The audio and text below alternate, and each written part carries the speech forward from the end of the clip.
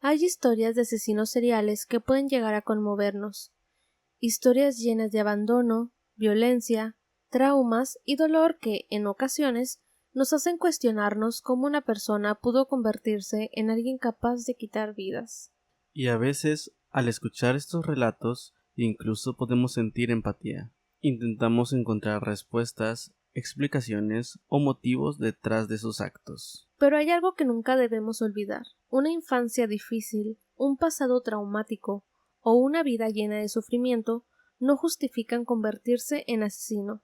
No es una excusa y tampoco es un destino inevitable.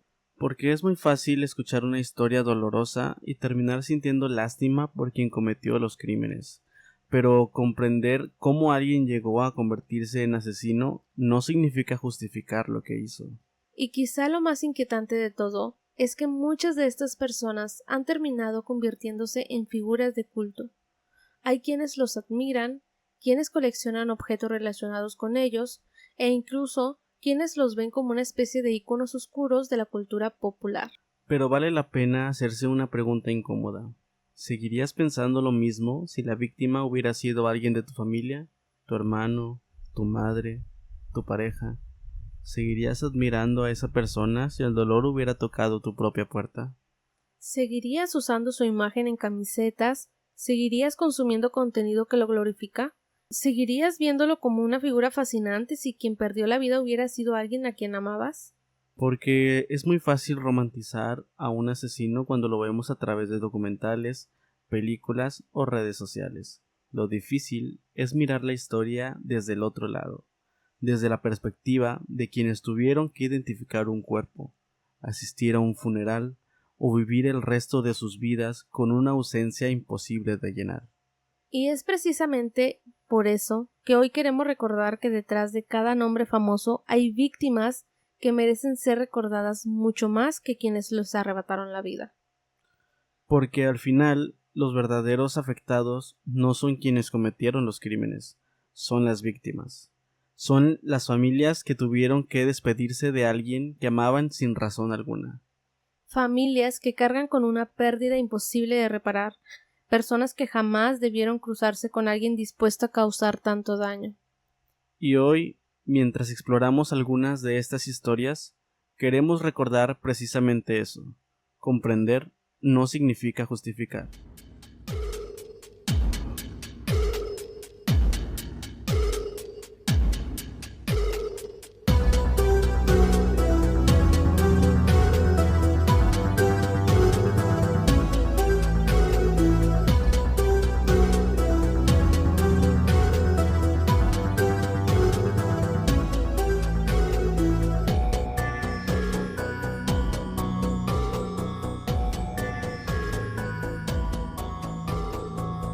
Bienvenidos a Frecuencias del Oculto, en donde hablamos de historias de terror, crímenes reales, teorías conspirativas y todo lo relacionado con lo paranormal y misterioso dentro y fuera de este mundo. Aquí no solo escucharás historias, te adentrarás en ellas. y en este episodio continuaremos explorando el oscuro mundo de los asesinos seriales, pero esta vez viajaremos más allá de nuestras fronteras, para conocer algunos de los casos más impactantes y perturbadores a nivel internacional. Historias que conmocionaron países enteros, investigaciones que mantuvieron el mundo en vilo y criminales cuyos nombres quedaron grabados para siempre en la historia del crimen. Así que prepárate, ponte cómodo y apaga la luz, porque estás a punto de abrir una puerta a lo desconocido.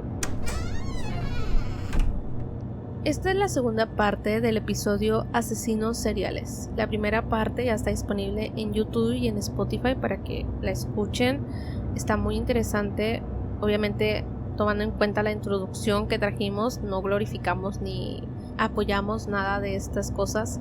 Pero, pues, como este canal, Frecuencias del Oculto, este podcast, pues nos gusta traer este tipo de historias, contarlas. Nos gustan estos temas, investigarlos, y por eso mismo vamos a seguir con esta segunda parte de este tema, asesinos seriales. En la primera parte de este episodio hablamos de dos casos muy interesantes de dos personas asesinas de aquí de México que después de publicar el episodio encontramos un poco más de información de ellos, una entrevista y una llamada telefónica. Así es, de Juana Barraza encontramos una entrevista donde ella relata su captura. De hecho, yo lo comenté en el capítulo anterior que me acordaba, pero no estaba 100% seguro de lo que estaba contando. Ahora sí lo puedo confirmar. Era una entrevista que le hicieron a ella, en donde platica cómo fue su captura, que había cometido el último crimen, después iba a ir a comprar ropa, y en eso que iba a comprar ropa, pues notó que las autoridades, la policía la estaba siguiendo. Entonces se le acercaron a hacer como unas preguntas y que comentaron que sí daba el gatazo, que sí se parecía al retrato hablado que ya se estaba manejando entre todas las personas de la ciudad. Entonces, sí, así fue como ella fue capturada. Sí, de hecho, como también lo contamos en la historia, es que ella al inicio no había sido identificada. Siempre estuvieron buscando a un hombre porque sospechaban básicamente de un hombre y se hacían retratos psicológicos basados en un hombre, pero ya después como que empezaron a abrirse más las líneas de investigación y dieron como que también podría ser una mujer, y también con el aspecto visual de que el retrato que ya tenían, pues así la identificaron. Sí, coincidía perfectamente con sus características. Y igual les vamos a dejar aquí el fragmento para que escuchen lo que ella narra. Presten atención a cómo ella cuenta, y yo creo que hay algo raro en esa entrevista. Escúchenla. ¿Qué pasó el día de la detención? Yo me salgo ahí, se me ocurrió salirme ahí en el metro Moctezuma, porque en ese momento me entra una llamada y me dicen, ¿a dónde vas? Le dije, voy a Tepito. Espérame, yo te llevo con el carro. Le dije, ay, no te vas a tardar mucho. No, dice. ¿Quién le llamó, perdón? Un amigo. Y me dice, un luchador, uno de los luchadores. Y me dice, espérate, yo te llevo. Dice, ¿vas a ir a comprar la ropa? Le dije, sí. Dice, yo te llevo. Dice, yo voy para allá. Dice, voy a ir a ver lo de las camisetas. Le dije, bueno. Y me salgo del metro Moctezuma. Todo saliendo así de este lado, es una calle así, está un hotel. Y me agarré caminando. Ahí iba lloviendo en lo que él llegaba. Y en eso veo varios carros que pasan así y se enfrenan, ¿no? Y yo volteo así, pero nadie se baja, nada más le hacían así. Y traían un foiler como de ese color, cremita, y le hacen así. Y yo oigo que le dice el otro al otro, dice, sí, da el gatazo. Pero yo, pues no sé qué sea el gatazo. Yo en ese tiempo no sabía, nunca en mi vida había estado detenida. El gatazo. Pero pues yo seguí caminando. Me regreso y de pronto llegan varios judiciales, patrullas, y se baja uno de ellos, pero no sabían mi nombre. Se bajan y agarran el papel y le ponen la mano aquí. Dice, señora, ¿nos puede acompañar? Y yo me les quedo viendo y les digo, sí, ¿a dónde? Y me dice, es que queremos que vaya a identificar a una persona. Sí, pero ¿a dónde? Sí, aquí a la delegación, dice, la Venustiano Carranza, dice, sí, ¿nos puede acompañar? Le dije, pues no, porque yo no sé a quién voy a identificar. Dice, es que usted es la señora, y yo no contestaba, ¿no? Dije, no saben mi nombre. Y le dice el otro, oye, güey, dice, ¿dónde está el nombre de la señora? Que aquí no lo traigo. Ay, dice, se quedó allá. Dice, ¿por qué no lo trajes? Y me les quedé viendo. Ahí fue cuando empecé a asociar, dije, esto no cuadra. Y dice, ándele, no se va a tardar nada. Y me empiezan a rodear así, ¿no? Y le digo, está bien, pero no va a tardar nada, porque yo no sé a quién voy a identificar, no conozco a nadie, no sé qué. Y vamos, cuando me van a bajar ahí en la Venustiano Carranza, oigo cuando los rarean y le dicen, no, a homicidios. Yo me quedé así, digo, ¿a homicidios? Y le digo a uno de los comandantes, le digo, ¿por qué homicidios, señor? Es que te están solicitando ahí. Dice, ¿por qué te traen? No, pues dicen que vengan a identificar a una persona. No manchen, dice. Le hizo así, el judicial ese. Y el Moneda aferrado que me llevaran para allá. Ese sí me acuerdo del Moneda. Y me le quedé viendo. Y pues bueno, no sé si ustedes pueden pensar igual que yo, pero ya escuchando esta entrevista, a mí también me hace como que creer que ella dio a entender como que la agarraron porque se parecía, como que transgiversó un poco la historia. Y me acordé de lo que dijiste, es que a veces como son personas así suelen mentir. Sí, la gran mayoría de estas personas sin alma son mitómanos, en su gran mayoría. Inventan cosas o cambian aspectos que sucedieron, pero de otra forma la cuentan totalmente diferente.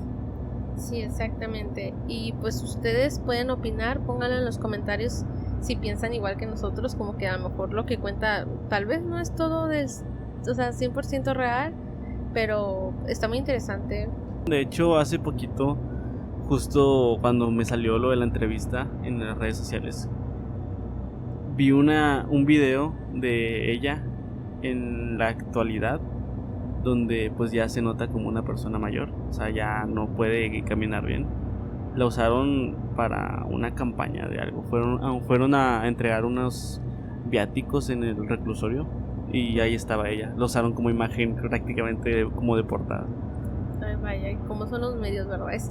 Todo esto lo comentamos en la primera parte para que vayan, lo escuchen, de cómo los medios manejan también estos casos, cómo tienen el poder de hacer ver a estas personas como ellos quieren, o sea, transformarlo incluso a un icono pop, como lo mencionamos en la introducción. Sí, porque eran pues muchas personas terribles, pero se enfocan más en ella porque es la más famosa, por así decirlo, de todos los que están ahí. Los hacen famosos. Ajá, como si fuera algo digno de apreciar, cuando realmente fueron actos tan terribles que ni siquiera deberían de darles ese foco, esa atención. Ajá, exactamente.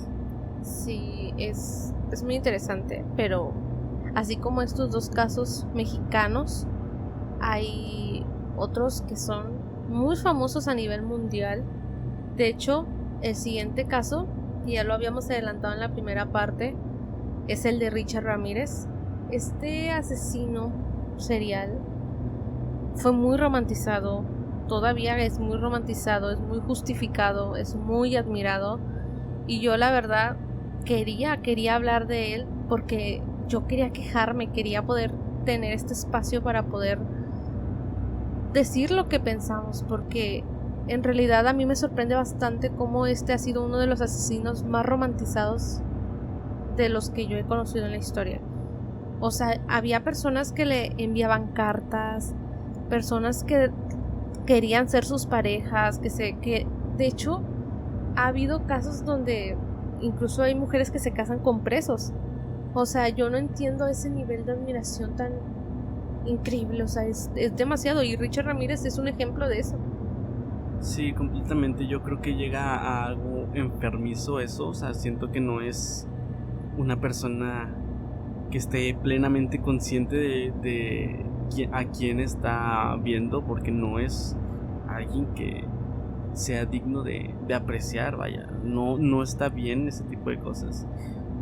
Pero pues desgraciadamente han habido muchos casos de esos que se llegan a casar con criminales simplemente porque les parecen atractivos o les gusta el aura oscura. Ajá. Y bueno, pues vamos a comenzar hablando de Richard Ramírez. Antes de continuar con toda esta crítica, hay que dar también la oportunidad de conocer su historia. En los años 80, California vivió una ola de terror causada por un hombre que entraba a casas durante la noche sin dejar un patrón claro. Su nombre, Richard Ramírez, conocido también como el acosador nocturno o The Night Stalker. Pero, ¿quién fue Richard Ramírez? Él nació en Texas en 1960. Tuvo una infancia marcada por violencia, drogas y malas influencias. Se mudó a California siendo joven. Entre 1984 y 1985 cometió una serie de asesinatos y ataques. Pero, ¿cómo es que alguien llega a hacer esto? El asesinar sin piedad. Ha sido una pregunta que por décadas han investigado, y muchos de los motivos que coinciden con otros asesinos es la infancia, los traumas, la violencia en la que se rodearon mientras crecían. Pero esa es una idea central ya comentada. O sea, eso no es una excusa. Siempre va a quedar esa pregunta de qué lleva a un ser humano a asesinar sin piedad. Pero vamos a hablar de la infancia de Richard Ramírez.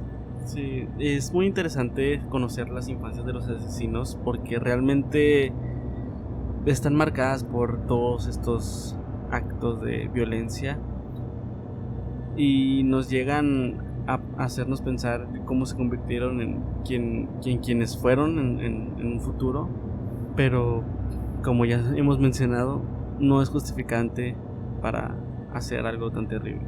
Sí, y con estas historias de sus infancias puedes llegar a empatizar, pero hay que tener algo muy en claro: empatizas con ese niño que sufrió, no con el adulto.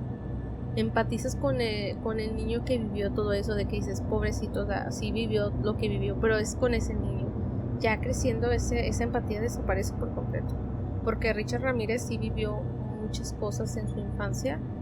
Él en 1960 nació, formó parte de una familia mexicoamericana. Ellos eran de bajos recursos. Ellos vivían en El Paso, una ciudad ubicada en Texas, Estados Unidos. Y pues según testimonios, su padre, que se llamaba Julián Ramírez, era extremadamente agresivo.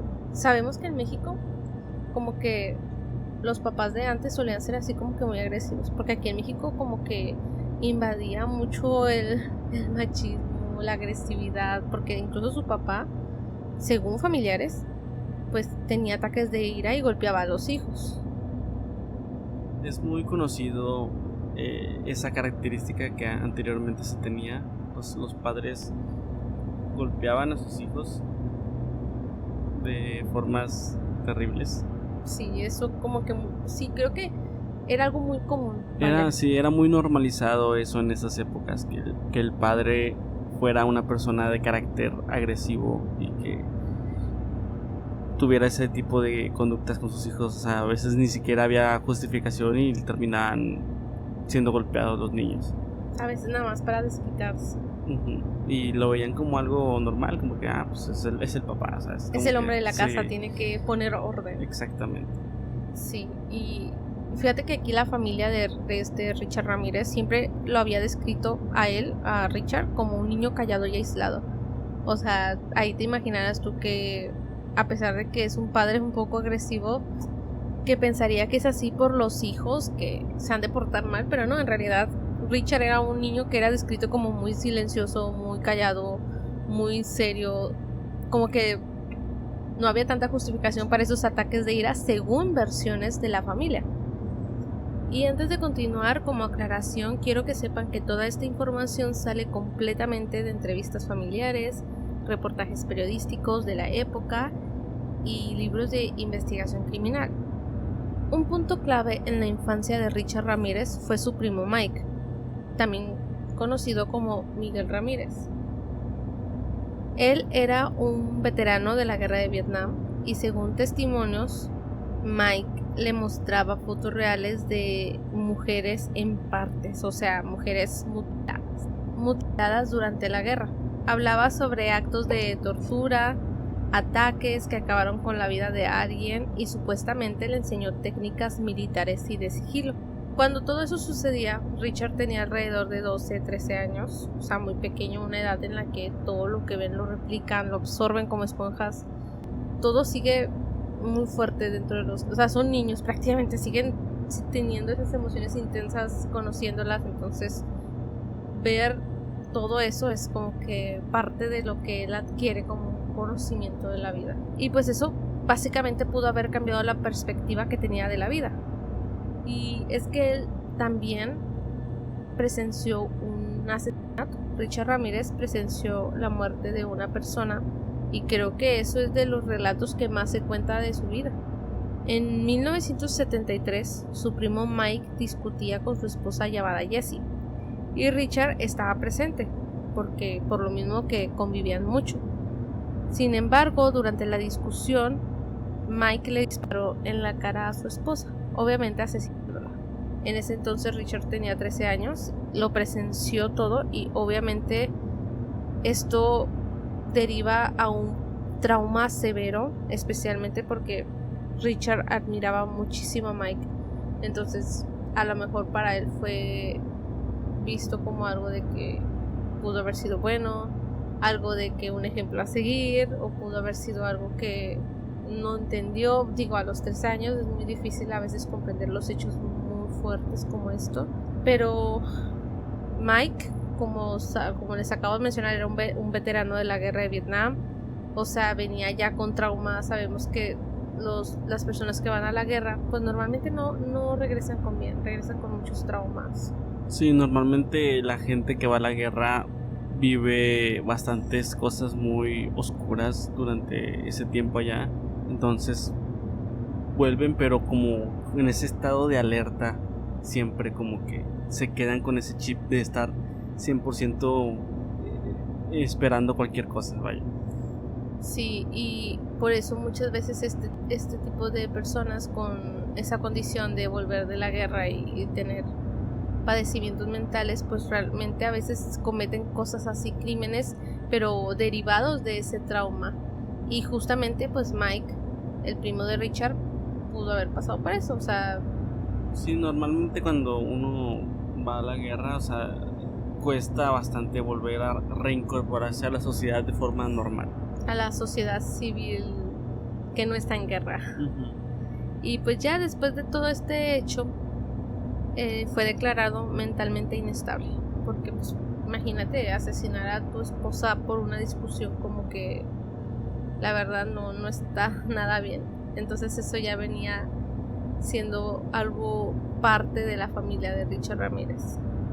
De hecho, también dentro de muchas investigaciones, de programas, relatos, hay testimonios de viejos compañeros y conocidos donde decían que Richard tenía una fascinación extraña por la muerte. Hablaba de satanismo y se volvía cada vez más antisocial y tenía problemas de higiene y aislamiento. O sea, él ya venía con muchos problemas. Y pues obviamente ya viendo su entorno familiar sabemos que pudieron haber derivado justo de ese entorno. Y aquí pues volvemos a recalcar que eso obviamente no es una justificación, no porque él haya tenido una infancia difícil, pues ya es justificado que haya hecho esos actos de que no, pues sí, vivió muy triste, pobrecito. O sea, no, en realidad eso es una decisión, simple y sencillamente. Obviamente no tuvo la orientación de como tal vez de otras familias en las que si le dices a tus hijos que es bueno y que es malo, posiblemente pues no, desafortunadamente no tuvo a lo mejor esa orientación en la vida, pero pues de igual manera al final uno crece, adquiere conciencia y ya decide pues en realidad qué es lo que quiere hacer con su propia vida.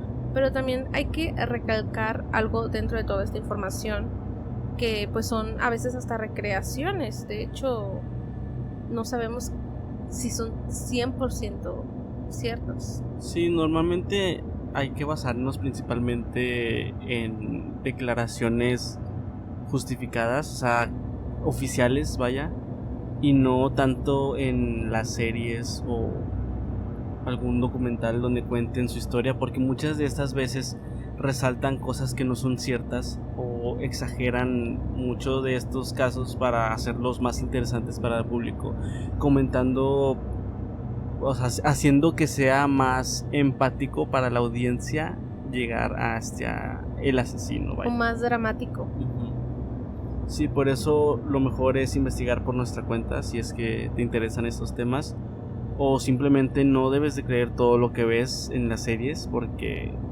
precisamente es una serie, tiene el enfoque de entretener únicamente, no de contar algo 100% verídico como sucedieron las cosas realmente.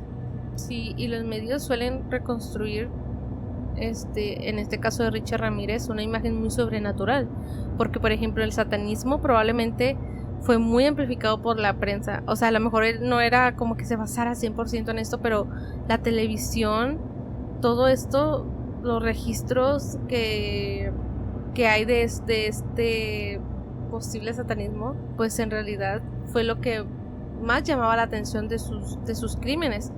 Que obviamente Richard sí llegó a dar señales durante el juicio y todo eso de que seguía probablemente no sé si llamarlo movimiento o este culto, no sé exactamente qué es lo que puede hacer, pero pues los medios lo engrandecen. Entonces ahí sí hay que tener mucho en cuenta eso de que hay que también conocer hasta dónde. O sea, hay que saber informarnos, no creer todo.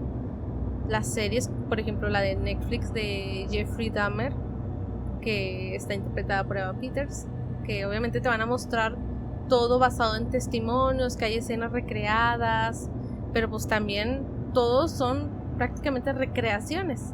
O sea, no todo es real. Lo que ves en series, documentales, te aseguro que todo lo que ves, al menos un porcentaje, un 30% de lo que ves no es real.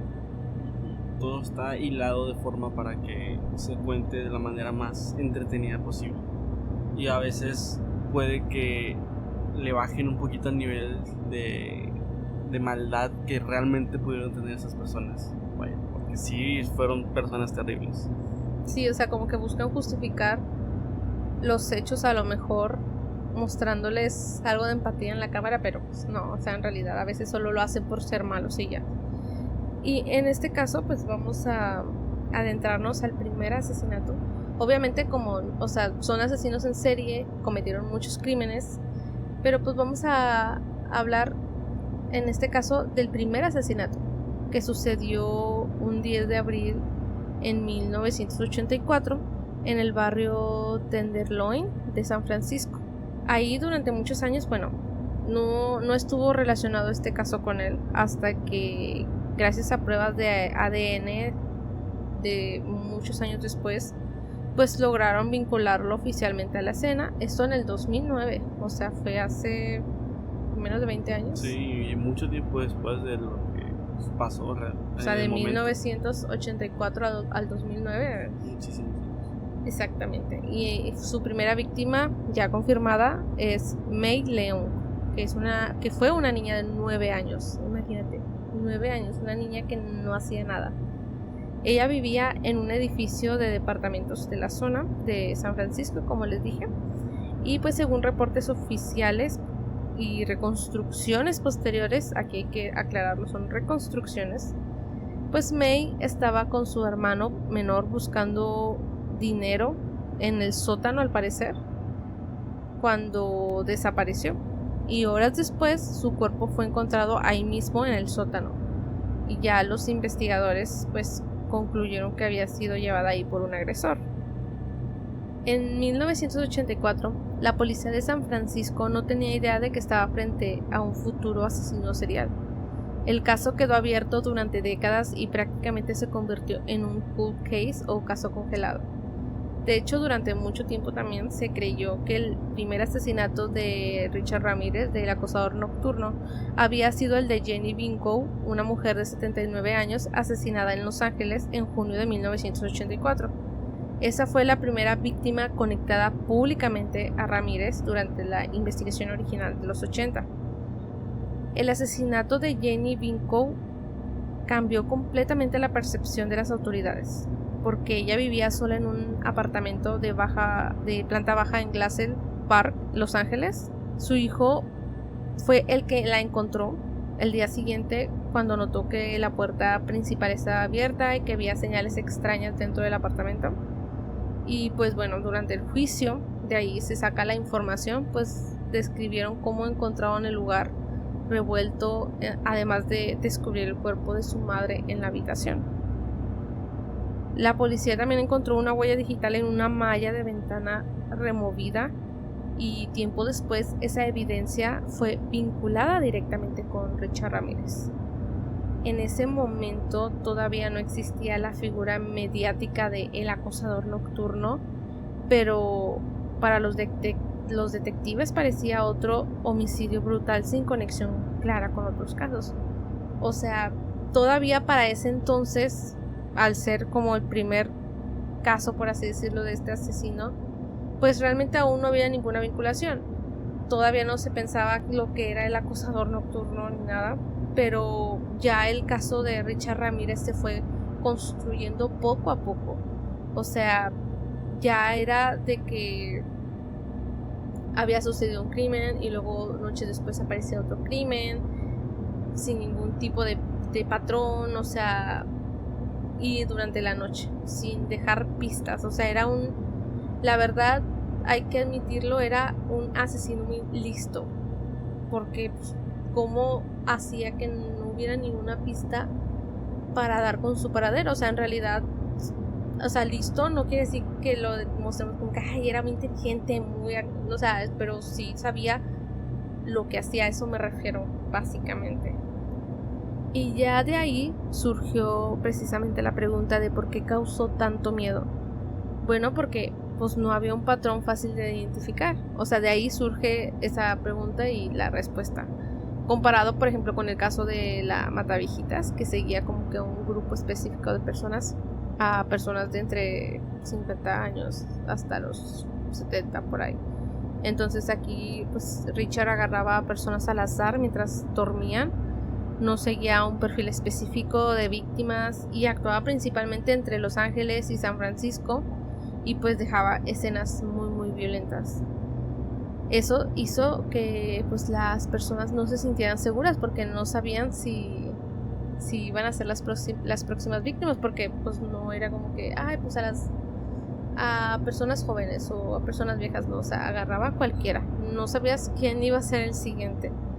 Y pues justo de ahí salió su apodo, que lo empezaron a llamar el acosador nocturno, también el acechador nocturno, en inglés The Night Stalker, porque todo lo hacía durante la noche y pues no dejaba ninguna pista. Y aquí es donde entra todo esto que llamó mucho la atención, como que el tema más interesante, por así decirlo, de estos crímenes, y es que en realidad Richard sí usó referencias satánicas, o sea, sí las usó, y eso fue lo que llamó muchísimo la atención, pero que sí fue exagerado, porque usó estas referencias en algunos ataques y durante el juicio.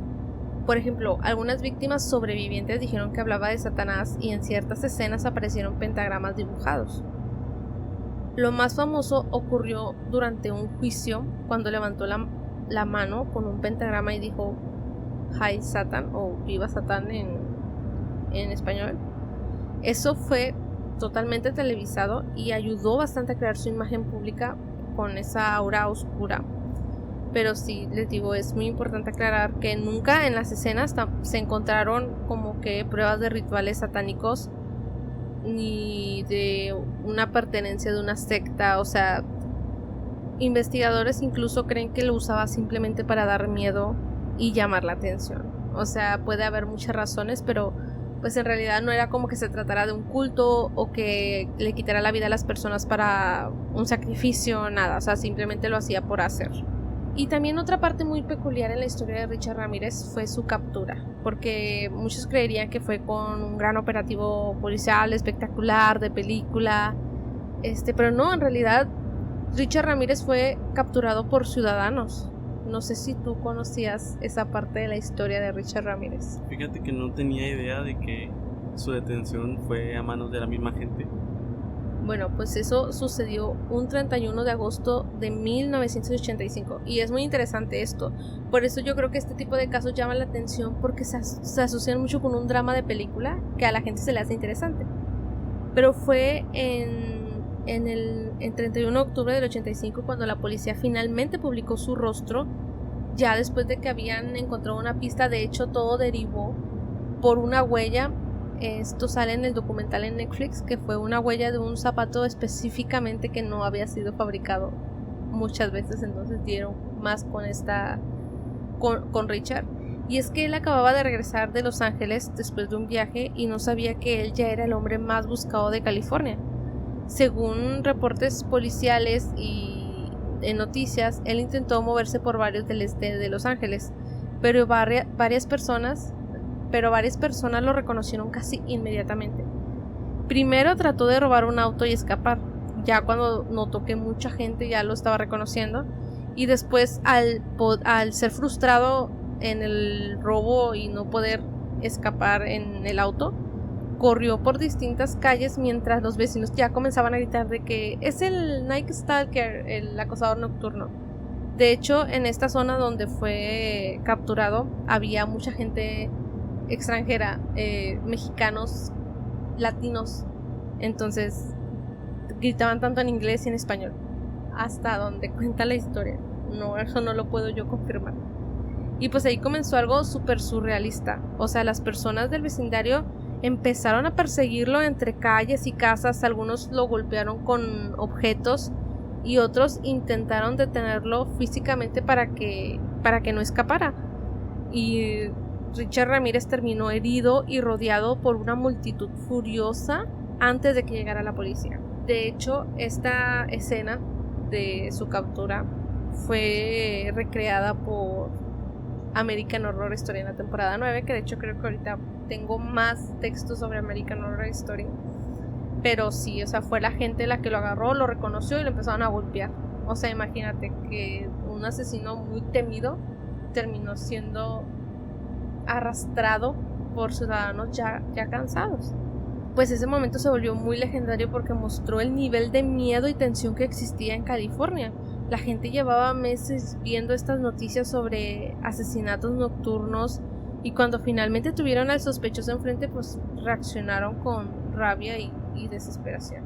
Sí, yo siento que muchas de esas personas, pues ya en el afán de querer detenerlo, pues sacaron todo ese coraje que tenían porque pues querían principalmente proteger a sus familias, porque no se sabía quién podría ser su siguiente víctima. Y lo atraparon. Y como ya lo he estado comentando, el impacto que tuvo Richard Ramírez en todo este mundo de la cultura pop, por así decirlo, pues fue muy enorme porque sucedió en los años 80, donde las televisoras, los noticieros básicamente cubrían cada asesinato en tiempo real, y eso hizo que se volviera como una figura de terror nacional. Y ya con el tiempo, pues su historia apareció tanto en documentales, libros, podcasts y series, y uno de los ejemplos más conocidos es American Horror Story. En la temporada 5, Hotel, apareció una versión ficticia de Ramírez inspirada en su imagen y su relación con el satanismo. Y no fue hasta la temporada 9 de 1984, así se llama la serie, la temporada 1984, que el personaje volvió a aparecer y hace referencias a su persecución y su captura por parte de los civiles en Los Ángeles. Que ahí sí está basada en hechos reales, pero pues sí está exagerada, obviamente, convirtiéndolo básicamente en un villano slasher sobrenatural. Y pues también destaca el documental que les mencioné ahorita, se llama Netflix Night Stalker: The Hunt for a Serial Killer, que es básicamente donde se reconstruye la investigación policial y el miedo que vivieron en Los Ángeles durante 1985. Y pues bueno, ya después de tantos años, fue hasta el 2013 cuando Richard Ramírez murió a los 53 años mientras estaba en el corredor de la muerte en la prisión de San Quentin en California. Su muerte, la causa oficial de muerte fue insuficiencia hepática relacionada con linfoma de células B, un tipo de cáncer, y también padecía otras complicaciones de salud, incluyendo hepatitis C. Y es que algo impactante de todo esto es que pasó aproximadamente 24 años esperando su ejecución, pero pues nunca llegó a recibir la pena de muerte. O sea, y ahí básicamente acaba la historia del acosador nocturno, que pues básicamente sí está interesante, pero hay que notar que realmente sí está muy engrandecida, muy dramática, pero esto por culpa de los medios, las noticias que en esos años documentaban todo, porque así como está Richard Ramírez, hay otros asesinos que también fueron muy mediáticos. Sí, así es, hay muchos asesinos en el mundo que fueron bastante despiadados y crueles, pero en esta ocasión vamos a hablar acerca de Ted Bundy. Este sujeto llegó a convertirse en uno de los criminales más conocidos de Estados Unidos, y creo que vale la pena mirar algo que siempre genera debate, y es qué tanto influye la infancia en la construcción de un asesino serial. Ya lo hemos comentado ahorita muchas veces que la gran mayoría de asesinos seriales tuvieron una infancia muy cruel y eso los llevó a convertirse en estas personas tan despiadadas. Pero bueno, han habido bastantes personas que han sufrido terribles infancias, han sufrido bastante, y pues no todas terminan convirtiéndose en este tipo de personas. Sí, o sea, eso es algo que ya hemos comentado bastante, que la infancia nunca va a ser una excusa para hacer lo que eres ahora, y funciona en todos los sentidos de la vida. O sea, no porque te hicieron bullying de chiquita tú ya vas a ser una persona mala molestando a todos toda la vida. O sea, es lo mismo básicamente. La infancia nunca va a ser una excusa. Exactamente, porque tampoco hay que, o sea, en ese caso, por ejemplo, que lo dijiste del bullying, o sea, no hay por qué desquitarse con alguien que no te hizo nada por algo que te hicieron otras personas. O sea, no tiene sentido el querer descargar la furia con inocentes. Pero bueno, la historia de Bundy comienza rodeada de secretos. Él nació como Theodore Robert Cowell el 24 de noviembre de 1946 en Burlington, Vermont. Su madre, Eleanor Louise Cowell, era muy joven cuando lo tuvo y la identidad de su padre nunca fue confirmada. Durante años le hicieron creer que sus abuelos eran sus padres y que su verdadera madre era en realidad su hermana mayor. Imaginen crecer sin saber quién es realmente la persona que te dio la vida. Además, según el propio Bundy contó años después, su abuelo era una persona violenta que maltrataba a su abuela, por lo que creció en un ambiente familiar bastante complicado. Y aquí hay algo interesante, porque muchas personas descubren secretos familiares en algún momento de sus vidas, pero en el caso de Bundy hablamos de una mentira que formó parte completamente de su identidad desde prácticamente el nacimiento. Justamente, y en 1950 se mudó junto a su madre al estado de Washington y un año después ella se casó con John Bundy, quien terminó adoptándole y dándole el apellido por lo que el mundo lo conocería. Sin embargo, a pesar de los intentos de su padre adoptivo por acercarse a él, nunca desarrollaron una relación especialmente cercana. Con el paso de los años comenzaron a aparecer conductas preocupantes, y es que Bundy era un niño retraído, con pocas amistades y dificultades para relacionarse socialmente.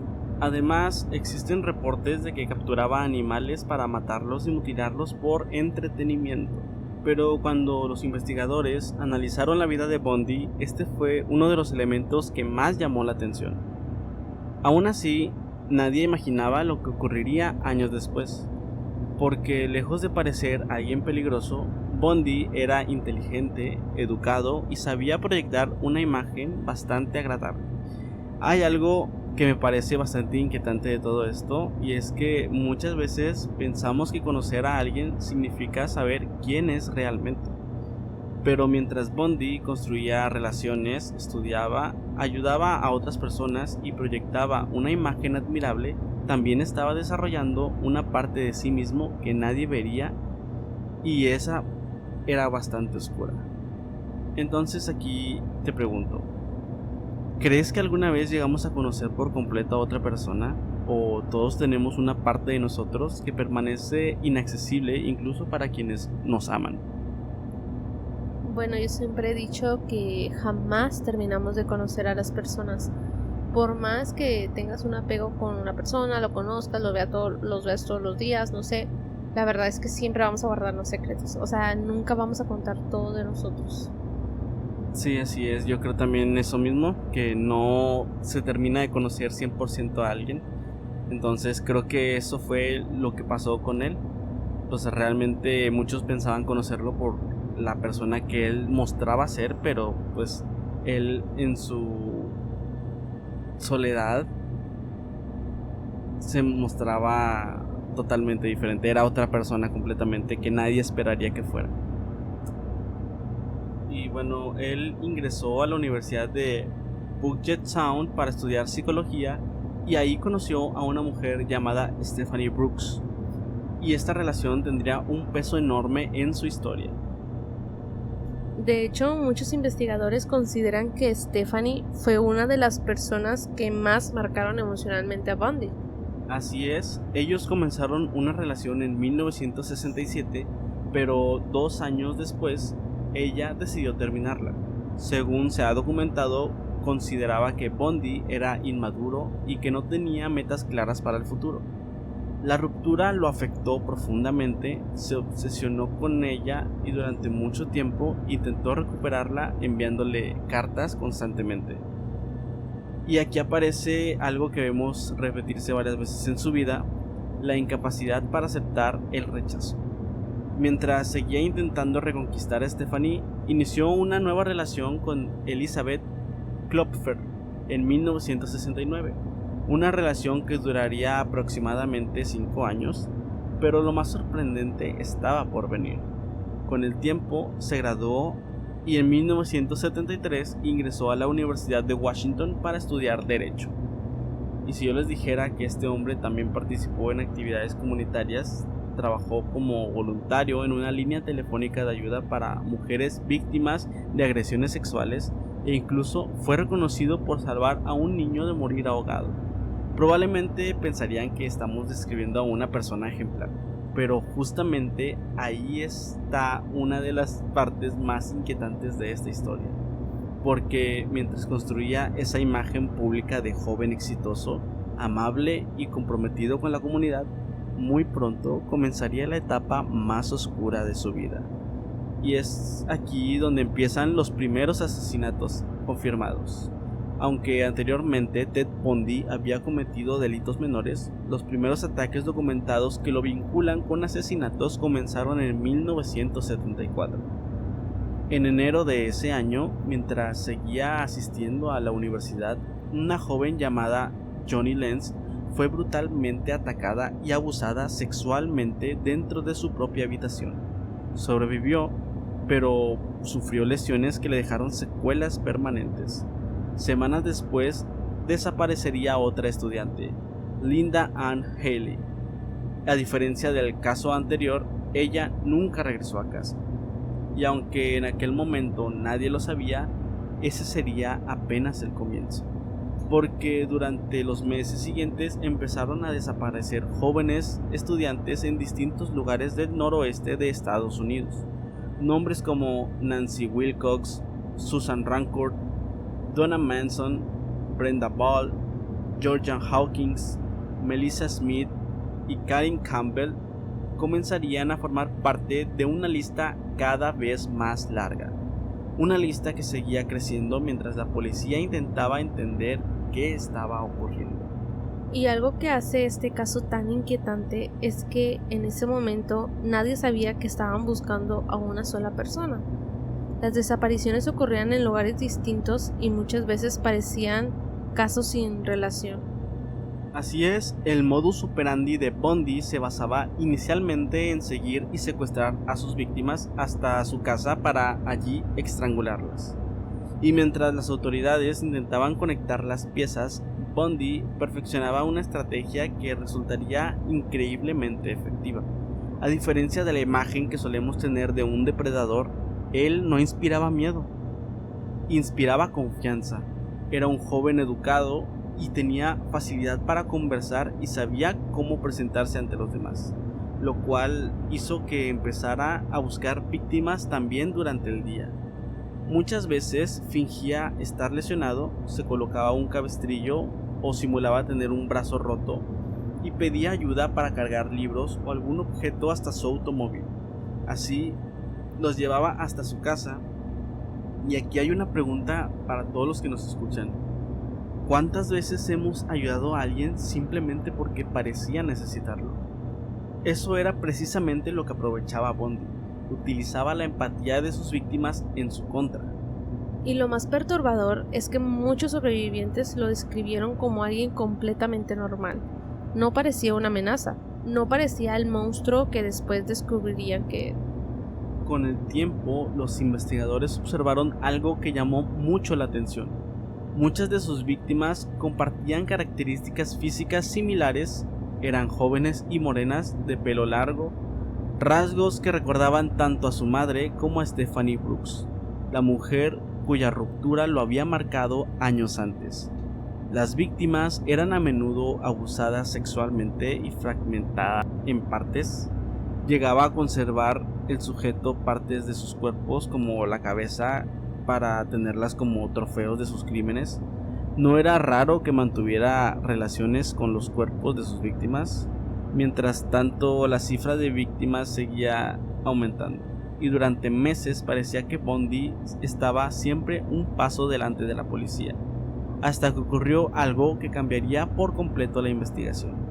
En noviembre de 1974, una joven llamada Carol Darrange tuvo un encuentro que probablemente le salvó la vida a muchas personas. Bundy se acercó a ella haciéndose pasar por policía y le pidió que lo acompañara. Ella accedió creyendo que estaba frente a una autoridad, pero durante el trayecto comenzó a notar que no estaba bien algo. Cuando Bundy intentó inmovilizarla, Carol logró escapar y correr por su vida. Gracias a eso pudo dar una descripción detallada de su atacante. Y aquí aparece algo increíble, porque por primera vez la policía tenía una víctima sobreviviente capaz de señalar directamente al sospechoso. Así es, su testimonio permitió elaborar uno de los primeros retratos hablados relacionados con el caso. Y lo curioso es que varias personas comenzaron a sospechar del mismo hombre, entre ellas su propia novia Elizabeth Klopfer. Sin embargo, las pruebas aún eran insuficientes y las sospechas no prosperaron. Bundy siguió libre y siguió matando. Pero en 1975 ocurrió algo inesperado. Durante una revisión de rutina, un oficial detuvo el automóvil de Bundy. Al inspeccionar el vehículo, encontró diversos objetos que llamaron la atención de las autoridades. Aquello llevó a una investigación más profunda y finalmente a su arresto. Y cuando Carol LaRonch lo vio, lo identificó inmediatamente. Por primera vez, Ted Bundy estaba tras las rejas. Pero la historia estaba lejos de terminar, porque si hay algo por lo que también se recuerda a Bundy, además de sus crímenes, es por las fugas que protagonizó. Exactamente. Y en 1976 comenzó el juicio por el secuestro de Carol LaRonch y fue condenado a 15 años de prisión. Sin embargo, mientras avanzaba la investigación, comenzaron a aparecer pruebas que lo vinculaban con varios asesinatos. Y aquí ocurre algo que parece sacado de una película. Bundy decidió actuar como su propio abogado. Esa decisión le permitió tener acceso a bibliotecas y otras áreas del tribunal sin una vigilancia tan estricta, y aprovechó esa oportunidad para escapar. Sí, escapó literalmente del edificio, aunque la libertad le duró apenas 6 días antes de ser capturado nuevamente. Pero la historia no termina ahí. Meses después logró escapar por segunda vez. Esta vez llegó hasta Chicago utilizando una identidad falsa y durante ese periodo volvió a cometer asesinatos. Entre ellos el ataque a varias jóvenes de la fraternidad Chi Omega y el secuestro y asesinato de Kimberly Leach, una niña de apenas 12 años. Finalmente fue localizado en Florida y arrestado nuevamente. Y esta vez las pruebas eran mucho más sólidas. Habían testigos, sobrevivientes y una evidencia física que lo conectaba directamente con los crímenes. El 25 de junio de 1979 comenzó el juicio que terminaría cambiando todo. Aunque volvió a representarse a sí mismo, ya no pudo escapar de las pruebas. Fue declarado culpable y condenado a la pena de muerte en la silla eléctrica. Pero incluso después de recibir la sentencia, Ted Bundy siguió siendo noticia durante años. Sí, y quizá una de las partes más extrañas de toda esta historia es que incluso sabiendo quién era y lo que había hecho, recibió cientos de cartas de admiradoras. Así como tú dijiste que Richard Ramírez recibía muchas cartas, sí, Ted Bundy le pasaba exactamente lo mismo. Recibía bastantes cartas de admiradoras y gente que estaban convencidas de que él era inocente, y otras simplemente se sentían atraídas por él. De hecho, durante el proceso judicial llegó a casarse con una de sus seguidoras, Carol Ann Bond, con quien incluso tuvo una hija. Mientras permanecía en el corredor de la muerte, Bundy intentó retrasar su ejecución durante años. Confesó asesinatos, proporcionó información sobre algunas víctimas y ofreció colaborar con las autoridades. Actualmente se le atribuyen de forma confirmada alrededor de 36 asesinatos, aunque muchos investigadores creen que el número real pudo haber sido considerablemente mayor. Durante sus últimos años fue entrevistado por psiquiatras y especialistas que analizaron su personalidad, y aunque existen diferentes interpretaciones de su perfil psicológico, la mayoría coincide en que poseía una enorme capacidad para manipular a los demás y una alarmante ausencia de empatía. Finalmente, después de años de apelaciones y recursos legales, Ted Bundy fue ejecutado el 24 de enero de 1989. Pero décadas después de su muerte, su nombre sigue provocando la misma pregunta. ¿Cómo pudo una persona que parecía tan normal ocultar durante tanto tiempo una realidad tan monstruosa? Y quizá sea la parte más aterradora de esta historia. Después de escuchar toda esta historia, me queda una pregunta que va más allá de Ted Bundy. Cuando nos enfrentamos a alguien capaz de hacer cosas tan terribles, solemos buscar una explicación, una infancia difícil, un trauma, una decepción, cualquier cosa que nos ayude a entenderlo. Pero si algún día llegáramos a comprender exactamente por qué alguien se convierte en una persona así, ¿crees que entenderlo nos acercaría a la verdad como algo que se pueda prevenir, o simplemente nos haría sentir más cómodos frente a algo que quizá nunca tendrá una explicación suficiente? Yo creo que si se llegase a comprender, a entender a estas personas, yo digo que es algo que sí se puede prevenir. Pero actualmente, aunque no sabemos a ciencia cierta cómo piensan, yo siento que igual es algo que se puede prevenir. O sea, es algo que se va desarrollando desde la infancia. Como dices que desde niño como que lastimaba a animalitos. O sea, desde ahí tú puedes notar que puede ser una... De hecho, esa es una señal muy, muy clara de que puede llegar a herir a personas en un futuro. Entonces yo creo que sabiendo o no cómo piensan, de igual manera es algo que totalmente se puede prevenir. Sí, totalmente estoy de acuerdo. Cuando se nota la maldad hacia otro ser vivo, ya sea un animalito, pues se nota algo que no está bien en esa persona, porque muchas de esas veces lo hacen sin sentir ningún tipo de remordimiento, y eso es lo que es más cruel, porque castigan terriblemente a otro ser vivo que no tiene la culpa de absolutamente nada, y no está bien hacerlo por mero entretenimiento, por diversión. Sí, exactamente. Y es un caso bien interesante porque aquí también nos ponemos a pensar de que caras vemos, corazones no sabemos, que es un dicho, pero en realidad nunca terminamos de conocer a las personas. O sea, tú no sabes si ese compañero que está trabajando junto a ti, si esa amiga que tienes, si esa vecina es un asesino o una asesina. O sea, no lo sabes, y queda como un tema para pensarse, la verdad. O sea, tampoco te pido que te claves en eso, pero sí es algo que deja muy en claro que no podemos confiar en nadie. O sea, no confíes en nadie. Que sean casos que hayan pasado en los 80s, o sea, que sean casos de muy antes, no quiere decir que sea algo que no se pueda repetir, porque sabemos que estamos en una generación muy, muy frágil, que repite mucho las cosas que ven. Entonces no sabemos con quién nos podemos topar en el futuro. Exactamente, y como lo dijiste, realmente estas personas tenían una característica también en común, que era buscar ganarse la confianza de la gente. Por ejemplo, Ted Bundy, que era alguien que se mostraba bastante amable, y eso hacía que muchas de sus víctimas ni siquiera consideraran el riesgo de que podrían tener estando junto a él. Entonces, sí. Y también, como pasó en el capítulo anterior de la Mataviejitas, que ella se acercaba fingiendo ser alguien del gobierno o alguien que iba a ayudar, y así lograba ganarse su confianza y entrar a sus casas.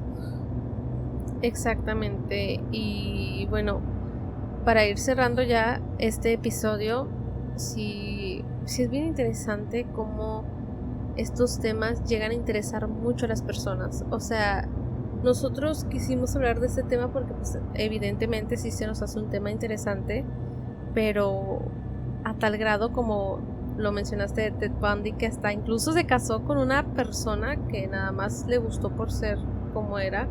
O sea, es interesante. Es difícil terminar de comprender cómo piensan las personas, pero también es algo que es inevitable, que es imposible más bien el conocerlo. O sea, es impresionante estos casos, creo que, y como muchos, quedan para pensarse, para analizarse. Sí, justamente hay que pensarse bien estos tipos de casos porque son bastante terribles. O sea, son muchas muertes, muchas víctimas. Sí, estoy muy de acuerdo con eso que comentas. Y así llegamos al final de este episodio en esta noche. A lo largo de estos 2 capítulos hablamos de algunos casos de asesinos seriales muy conocidos y perturbadores de la historia. Casos como el de la Mataviejitas, el de Richard Ramírez, el de Ted Bundy y también del monstruo de Ecatepec. Nos recuerdan que a veces las historias más aterradoras no provienen de leyendas, fantasmas o criaturas ocultas. Porque lo más inquietante de todos estos casos es que eran personas reales.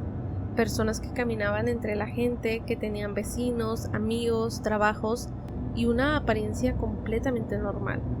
Y aún así, detrás de esa fachada ocultaban una realidad que muy pocos podían imaginar.